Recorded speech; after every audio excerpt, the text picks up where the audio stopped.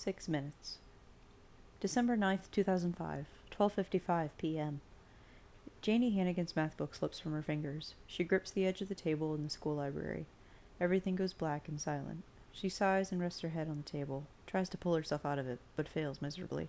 She's too tired today, too hungry. She really doesn't have time for this. And then she's sitting in the bleachers in the football stadium, blinking under the lights, silent among the roars of the crowd. She glances at the people sitting in the bleachers around her, fellow classmates, parents, trying to spot the dreamer. She can tell this dreamer is afraid, but where is he?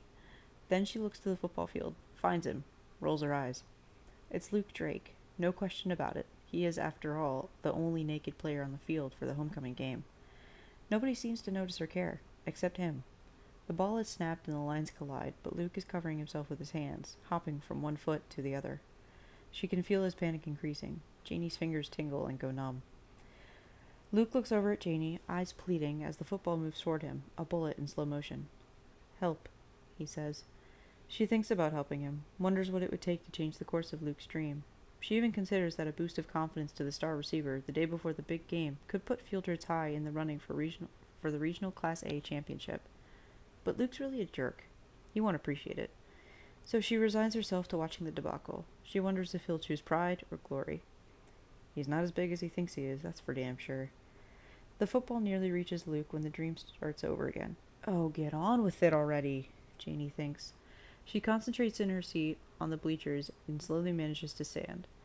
She tries to walk back under the bleachers for the rest of the dream so she doesn't have to watch, and surprisingly, this time, she is able. That's a bonus. 1:01 p.m. Janie's mind catapults back inside her body, still sitting at her usual remote corner table in the library.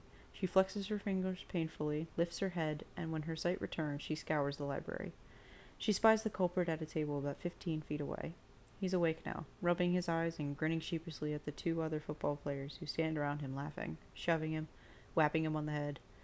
Janie shakes her head to clear it, and she lifts up her math book, which sits open and face down on the table where she dropped it.